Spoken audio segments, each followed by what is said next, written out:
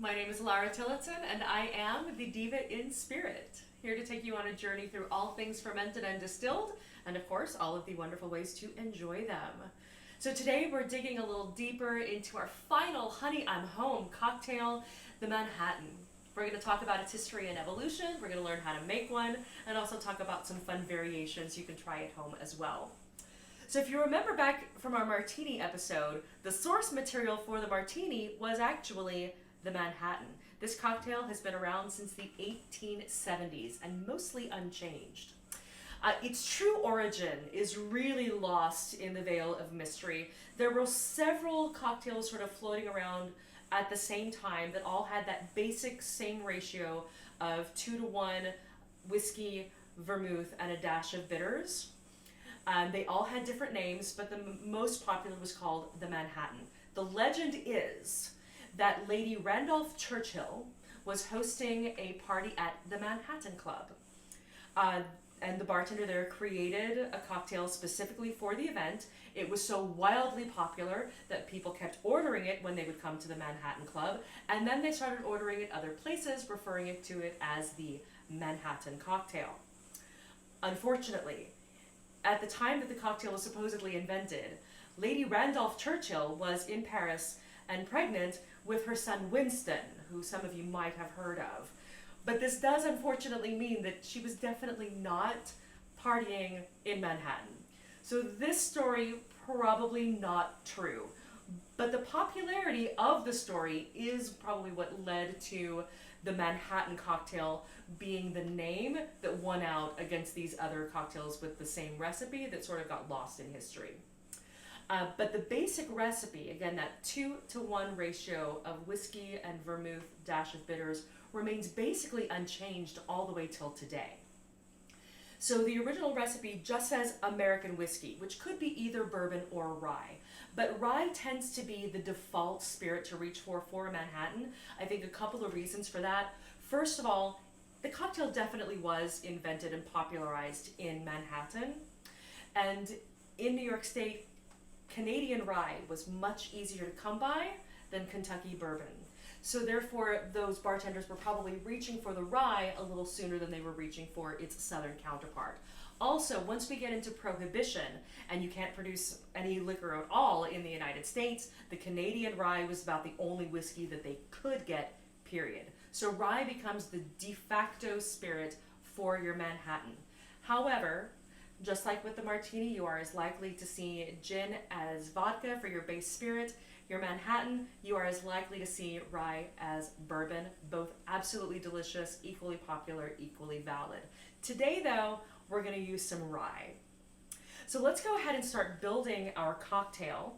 Again, that recipe is going to call for 2 ounces of American whiskey. We're going to use rye to specifically Italian vermouth as opposed to French vermouth.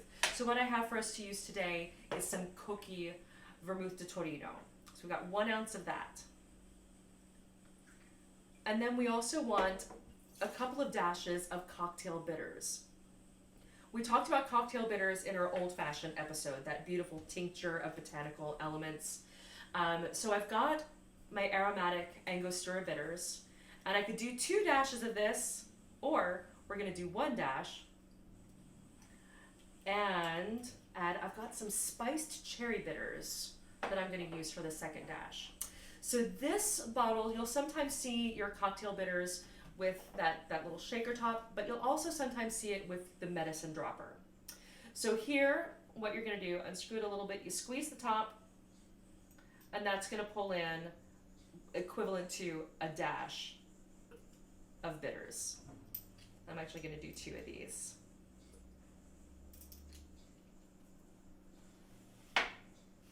And then 2 ounces, again, you can use either bourbon or rye. We're going to use rye.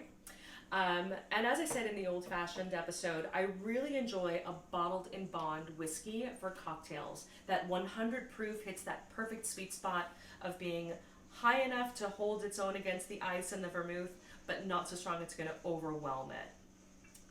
I think it's also very important to note when you're making really spirit-forward cocktails like the Manhattan and the Old Fashioned, make sure that you're getting a whiskey that tastes delicious on its own.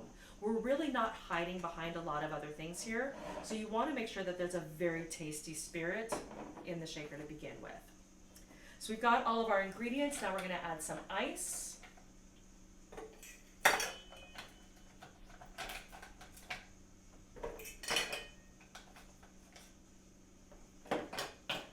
And then we are going to stir.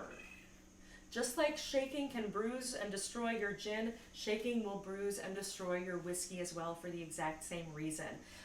It waters it down a little too much. You're going to lose a lot of the aromatics. And also, this is an odd thing that happens specifically with whiskeys. It starts to get a little frothy and a little tannic.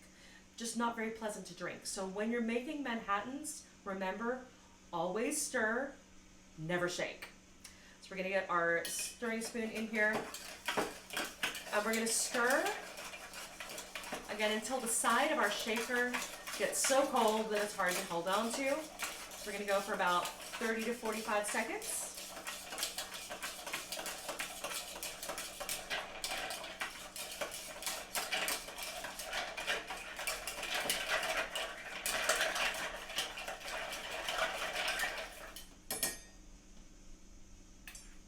And then we're going to strain this into a classic martini glass. I'm going to garnish it with a cherry first. So these that I'm using right here are bourbon soaked cherries, just gives it a little extra whiskey flavor. But you can really use any kind of cocktail cherry. The best to use are going to be either your whiskey soaked or Luxardo or Amarena. Please try to avoid the little plastic maraschino cherries. It's not very tasty. So let's strain.